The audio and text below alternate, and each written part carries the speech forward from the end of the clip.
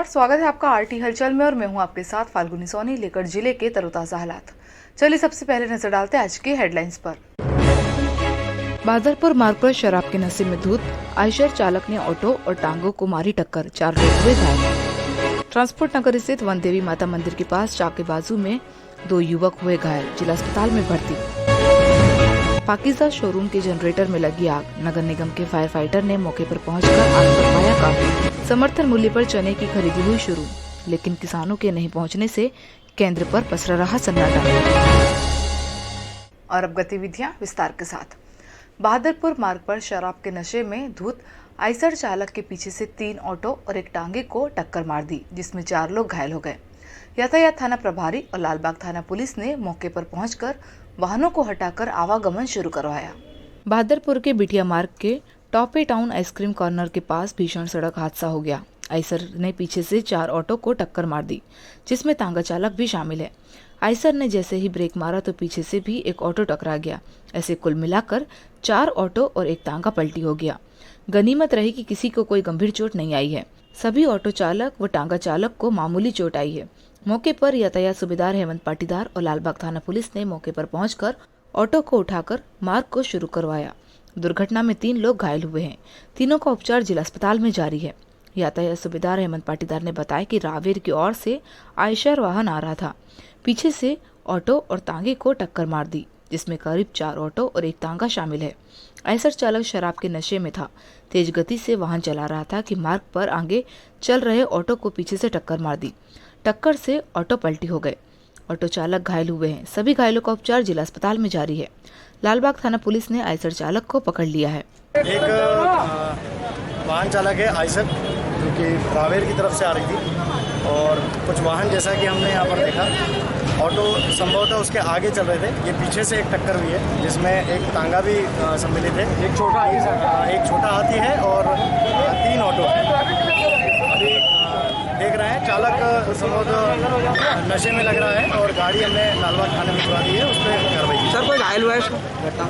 नहीं, मालिक का करा में सब बच गए। ज़्यादा गंभीर घायल कोई नहीं हुआ है, हल्की फुल्की एक आध चोट आई है, बाकी सब सुरक्षित है और रोड क्लियर करवाया है। क्या चालकों को नहीं, कोई गंभीर घायल कोई भी नहीं है। अगर हल्की फुल्की एक आध व्यक्ति को चोट है। सर चालकों को गिरफ्तार कर लिया, चालक को गिरफ्तार करके लालबाग थाने। शहर के ट्रांसपोर्ट नगर स्थित वन देवी माता मंदिर के पास पुरानी रंजिश के चलते 2 युवकों में चाकूबाजी हो गई, जिसमें एक पक्ष के 2 युवक गंभीर रूप से घायल हो गए। दोनों का उपचार जिला अस्पताल में जारी है। शहर के ट्रांसपोर्ट नगर स्थित वन देवी माता मंदिर के पास 2 युवकों ने पुरानी रंजिश को लेकर चाकूबाजी हो गई, जिसमें 2 युवक गंभीर रूप से घायल हो गए। दोनों युवकों को उपचार के लिए जिला अस्पताल पहुंचाया गया। प्राप्त जानकारी के अनुसार आलमगंज निवासी सोनू और राजेश सावकारे हनुमान जी के दर्शन करने के लिए जा रहे थे कि पुरानी रंजिश के चलते क्षेत्र में ही रहने वाले 2 युवकों ने चाकू से हमला कर दिया। दोनों गंभीर रूप से घायल हो गए। दोनों का उपचार जिला अस्पताल में जारी है। गणपति थाना पुलिस ने मामला दर्ज कर जांच शुरू कर दी। आज शनिवार है और जैसे हर सप्ताह में शनिवार रहता, तो प्रति सप्ताह के अनुसार इस वर्ष में ये शनिवार के दिन भी हम रोकड़ा हनुमान जी के दर्शन करने गए। तो वहाँ कुछ अज्ञात लोगों ने, अज्ञात यानी जिसके अंदर 2 लोग थे, एक सोनू मोरे और लड्डू मोरे, इनकी नाम है, और एक भरत गोयल, जिन्होंने 15-20 लड़कों के साथ में मिलकर मेरे पर जानलेवा हमला किया और चक्कू लट और अन्य शस्त्र उनके पास में। क्या अमरावती मार्ग स्थित पाकिजा शोरूम के जनरेटर में आग लग गई। आग लगने से शोरूम में हड़कंप मच गया। किसी तरह कर्मचारी और नगर निगम के फायर फाइटर ने मौके पर पहुंचकर आग पर काबू पाया। के अमरावती मार्ग स्थित पाकिजा शोरूम के जनरेटर में शनिवार को अचानक आग लग गई। आग लगने पर शोरूम में हड़कंप मच गया और देखते ही देखते घटनास्थल पर लोगों की भारी भीड़ जमा हो गई। फायर ब्रिगेड को सूचना मिलते ही फायर ब्रिगेड ने मौके पर पहुंचकर आग बुझाई। वहीं जनरेटर में आग लगने से विस्फोट की बात सामने आई है, जिसकी आवाज होने पर आसपास के लोग भी घर से निकलकर बाहर आ गए थे। आग किस कारण लगी है, इसकी जानकारी अभी पता नहीं चल सकी है। आपको बता दें कि कुछ वर्ष पूर्व भी पाकिजा शोरूम में भीषण आग लग गई थी, जिस कारण शोरूम जलकर खाक हो गया। शोरूम के बाजू में रहने वाले मकान मालिक विश्वास सिसोदिया ने शोरूम के जिम्मेदारों को फटकार लगाते हुए यहां से जनरेटर हटाने की बात कही। पड़ोसी सिसोदिया ने बताया कि पहले भी यहां पर आगजनी की घटना हो चुकी है, लेकिन इसके बावजूद भी शोरूम के जिम्मेदारों द्वारा इसी जगह पर जनरेटर रखा गया। कारण तो पता नहीं है, लाइट गई थी, जनरेटर हमारे यहाँ ऑटोमेटिक है, अब जनरेटर ऑटोमेटिक मतलब चालू हो गया और उसके बाद बहुत देर तक तो चलती रही, लाइट भी जल रही थी। कोई नुकसान कोई हानि नहीं, नुकसान सिर्फ जनरेटर ही है, जो कि पूरा कुछ जनरेटर मतलब वो। रेणुका कृषि उपज मंडी के समर्थन मूल्य पर खरीदी के लिए 4 केंद्र बनाए गए हैं, लेकिन केंद्र पर किसान नहीं पहुंचने से सन्नाटा पसरा रहा। केवल एक ही केंद्र पर एक किसान ने अपनी चने की उपज बेची। जिले में समर्थन मूल्य पर चने की खरीदी शुरू हो गई है, जिसके लिए रेणुका कृषि उपज मंडी में 4 सेंटर बनाए गए, जिनमें से 3 सेंटरों पर तो सन्नाटा पसरा रहा। समिति के जिम्मेदारों द्वारा तोल कांटों की पूजा की गई, लेकिन कोई भी किसान अपनी उपज बेचने के लिए नहीं पहुंचा। शेरपुर समिति के पंकज पाटिल ने बताया कि आज से समर्थन मूल्य पर खरीदी शुरू हो गई है। आज 10 किसानों को मैसेज के द्वारा मंडी में अपनी उपज लेकर बुलाया था, लेकिन अभी तक भी कोई किसान अपनी उपज लेकर नहीं पहुंचा। खरीदी आज से 27 तारीख से चालू की गई है और 5100 रुपये प्रति कुंटल के वहाँ इससे समर्थन मूल्य पर खरीदी चालू की गई है और आज 10 किसानों को मैसेज किए गए थे। फिलहाल अभी तक तो नहीं आया है। तो वहीं कृषि उपज मंडी में मार्गदर्शन समिति में एक किसान अपनी 4 क्विंटल चने की फसल लेकर पहुंचा, जिसने समर्थन मूल्य पर अपनी चने की फसल बेची। समिति के राजेश पटेल ने बताया कि समर्थन मूल्य पर चने की खरीदी आज से शुरू हो गई है। 10 किसानों को मैसेज भेजने पर आज एक किसान अपनी 4 क्विंटल चने की फसल लेकर समर्थन मूल्य केंद्र पर पहुंचा, जिसका स्वागत कर आज हमने खरीदी शुरू की। ये अपने यहाँ मार्गदर्शन समिति की खरीदी की जा रही है, सरकारी खरीदी गेहूँ और चने की। गेहूँ आई 3 ट्राली एक किसान की और चना आया 4 क्विंटल एक किसान। 10 किसानों को दोनों 10 चने में और 10 गेहूँ में मैसेज किया था। खरीदी हो रही है। गेहूँ का है 1975 सरकारी रेट और इसका चने का 5100। जिले में रविवार को होली का पर्व बड़े हर्षोल्लास के साथ मनाया जाएगा। स्वामी विवेकानंद गणेश मंडल द्वारा होली के पर्व को लेकर एक झांकी बनाई जा रही है, जिसमें होलिका दहन होगी और भक्त प्रहलाद बनेंगे। शहर में होली का पर्व रविवार को बड़े हर्षोल्लास के साथ मनाया जाएगा, जिसको लेकर तैयारियां की जा रही है। इसी के चलते राजपुरा क्षेत्र की स्वामी विवेकानंद गणेश मंडल द्वारा इस वर्ष होली का पर्व एक झांकी बनाई गई। झांकी में होलिका भक्त प्रहलाद को अपनी गोद में लेकर बैठी हुई है। इस होली में होलिका का दहन हो जाएगा और भक्त प्रहलाद बचेंगे। समिति के अमोल भगत ने बताया कि इस वर्ष 1100 कंडों से होलिका का दहन किया जाएगा। होलिका पर्व को लेकर झांकी भी बनाई जा रही है और लोगों से पर्यावरण बचाने की अपील की जा रही है।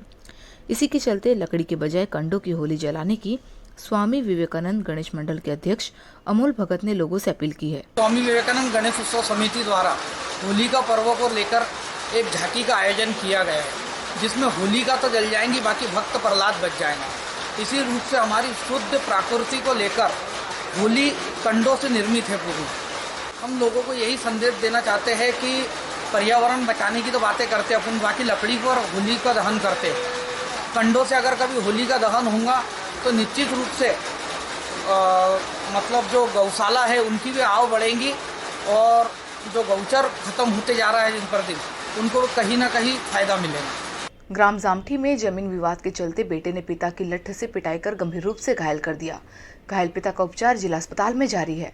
जिले के ग्राम जामठी में आपसी जमीन के चलते बेटे ने अपने ही 65 वर्षीय पिता पर लकड़ी से हमला कर उसे घायल कर दिया। घायल बुजुर्गों को जिला अस्पताल में भर्ती करवा दिया है। प्राप्त जानकारी के अनुसार जामठी निवासी रोशन उम्र 54 वर्ष को जमीन विवाद के चलते बेटे ने अपने बाप पर ही लकड़ी से हमला कर घायल कर दिया। घायल बुजुर्ग को परिजनों ने जिला अस्पताल में भर्ती करवाया है, जहां पर उसका उपचार किया जा रहा है। कोरोना संक्रमण की रोकथाम को लेकर शाही जामा मस्जिद के पेश इमाम सैयद इकराम उल्लाह बुखारी ने लोगों से मास्क लगाने सहित सावधानियां बरतने की अपील की है। कोरोना संक्रमण की रोकथाम को लेकर शाही जामा मस्जिद के पेश इमाम सैयद इकराम उल्लाह बुखारी ने लोगों से मास्क लगाने के साथ साथ सावधानियां बरतने की अपील की है। शाही जामा मस्जिद के पेश इमाम सैयद इकराम उल्लाह बुखारी ने कोरोना से बचने के लिए सभी सावधानियां बरतने के साथ शासन की गाइडलाइन के अनुसार रात्रि 10 बजे से सुबह 6 बजे तक लॉकडाउन का पालन करें। सभी बारात पर रात 10 बजे के पहले नमाज अदा करें। बाजार में भीड़ न लगाएं। मेरी एक बार फिर से तमाम शहर के लोगों से दरख्वास्त है कि हालात को देखते हुए वो एहतियात इख्तियार करें। कहीं बेहतियाती की वजह से हालात फिर से ना ख़राब हो जाए, इसलिए मेरी तमाम ही लोगों से दरख्वास्त है कि वो एहतियात इख्तियार करें। बुरहानपुर में बढ़ते कोरोना संक्रमण को देखते हुए होली को लेकर कलेक्टर और एसपी ने वीडियो एल्बम के माध्यम से अनेकों अंदाज में लोगों से अपील की है। बुरहानपुर में बढ़ते कोरोना संक्रमण को देखते हुए होली को लेकर कलेक्टर प्रवीण सिंह और एसपी राहुल कुमार ने वीडियो एल्बम के माध्यम से अनेकों अंदाज में लोगों से अपील की है। मेरी होली मेरा घर का नाम देकर उक्त एल्बम को ताप्ती फिल्म प्रोडक्शन ने बनाया है। खास बात यह है कि इसमें कलेक्टर खुद गीत गाते नजर आए। इतना ही नहीं, ये एल्बम सोशल मीडिया पर भी जमकर वायरल हो रहा है। एल्बम को लोग बड़ा लाइक कर रहे हैं। वहीं लोग भी कलेक्टर और एसपी के इस अनोखे अंदाज को बड़ा तारीफे काबिल बता रहे हैं।